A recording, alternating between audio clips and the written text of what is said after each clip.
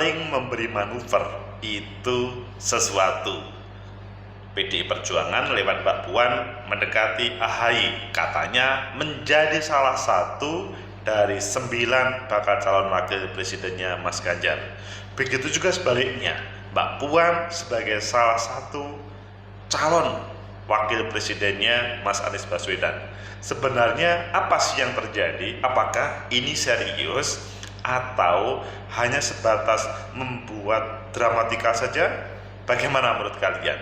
Menurut analisis saya,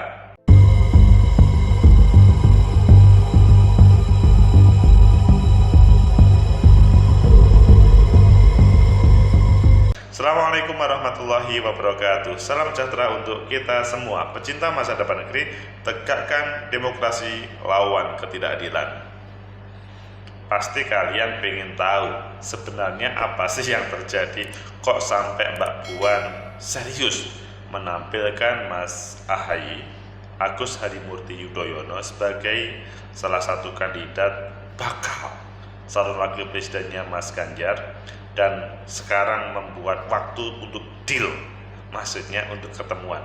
AHY pun merespon secara positif.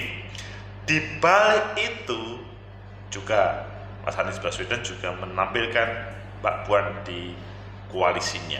Ayo kita baca di beberapa media sebetulnya apa yang terjadi dengan tarik-menarik isu yang luar biasa ini. Pertama kita baca di Kompas, manuver Puan dan nasib pencapresan Anies Baswedan. Wah, ini kan persis seperti yang kita bincangkan kan. Jadi Mbak Puan itu bermanuver, tapi apakah ini berpengaruh terhadap proses Mas Anies sebagai capres? Kita lanjutkan.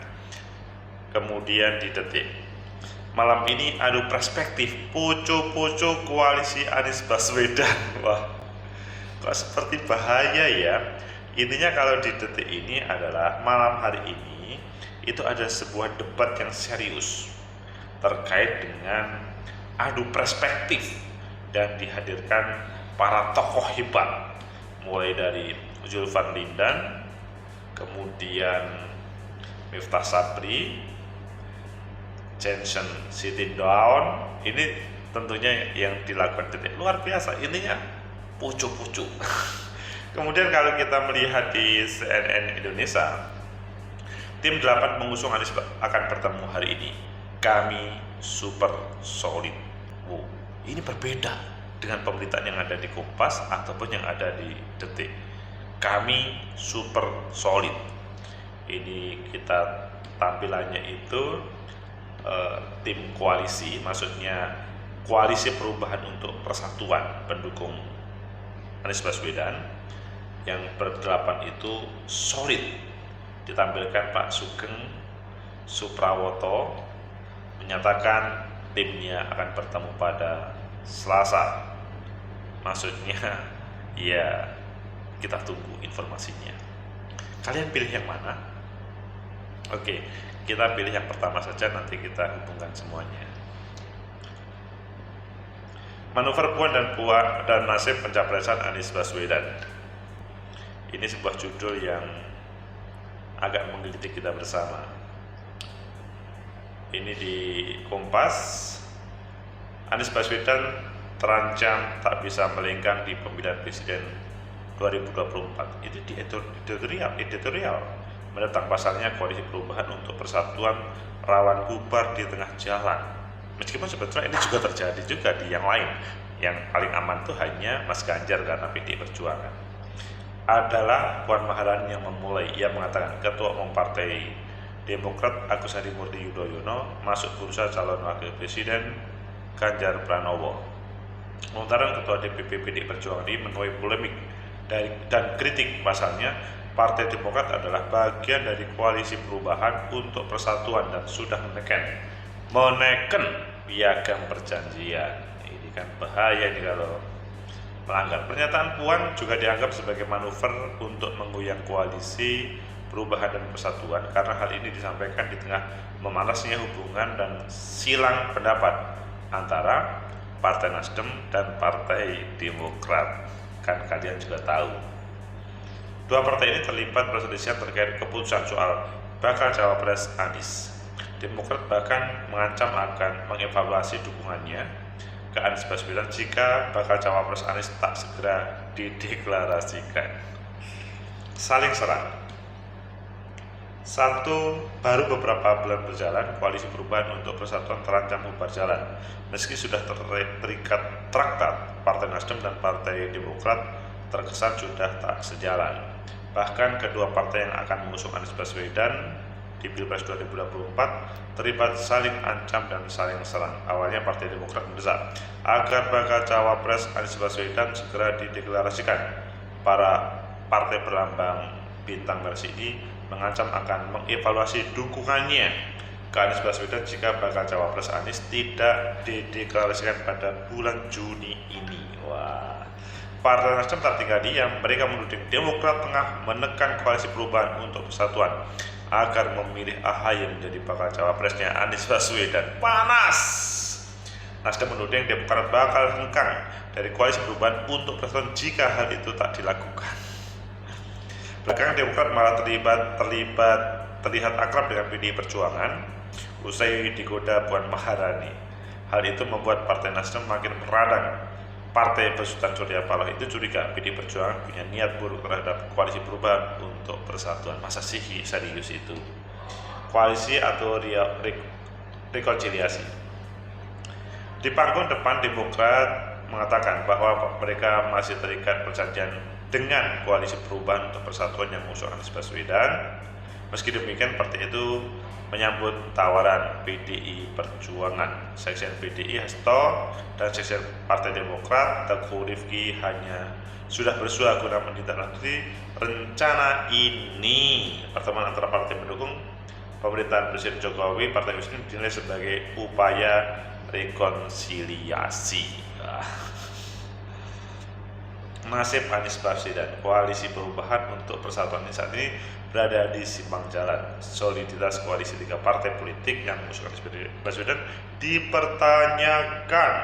Nah, ini kan semuanya itu adalah produk dari editorial. Dipertanyakan. Kita lanjutkan. Meski demikian, partai ini juga menyambut tawaran PDI dan kedekatan Pak Demokrat dan PDI Perjuangan belakangan berpotensi mengganggu keutuhan Koalisi Perubahan dan Persatuan. Benarkah PDI Perjuangan tengah mengoyang Koalisi Perubahan dan mungkinkah PDI Perjuangan dan Partai Demokrat berkoalisi?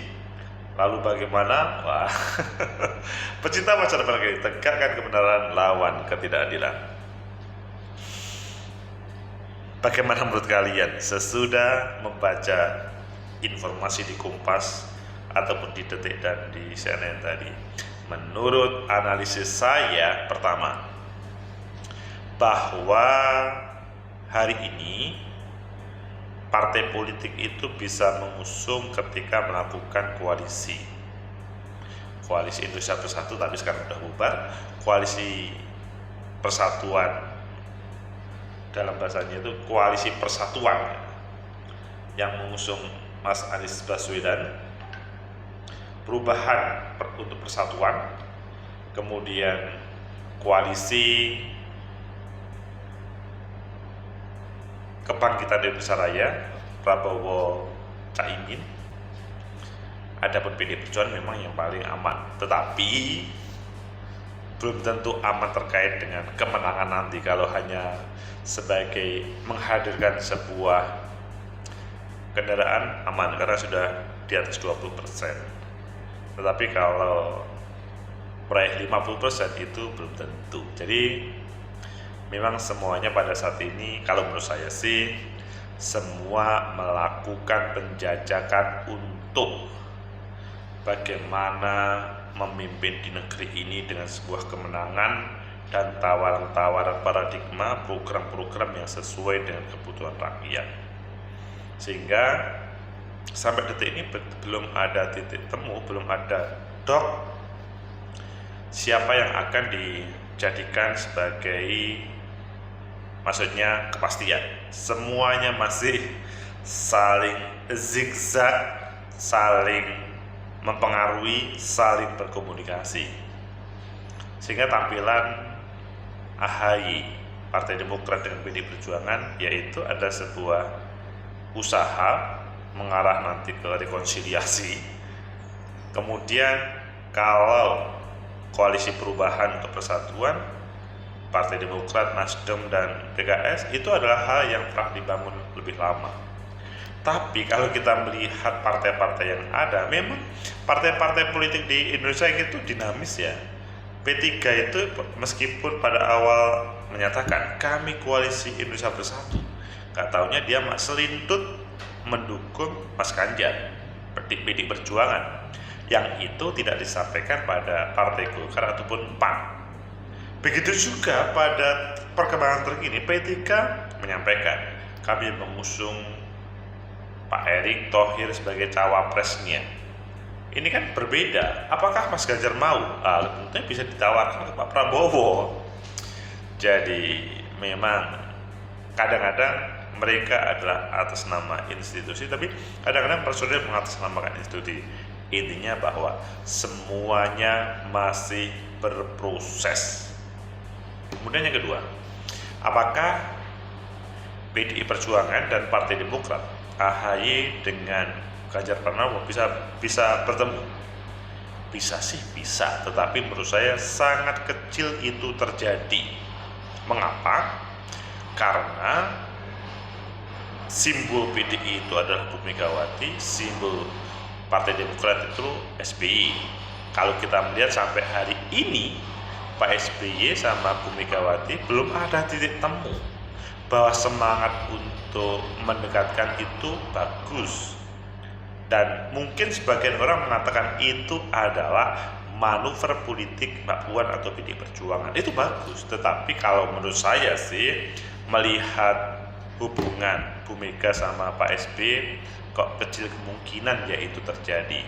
Tetapi bahwa Pak SBY atau Partai Demokrat merespon positif ajakan itu, iya.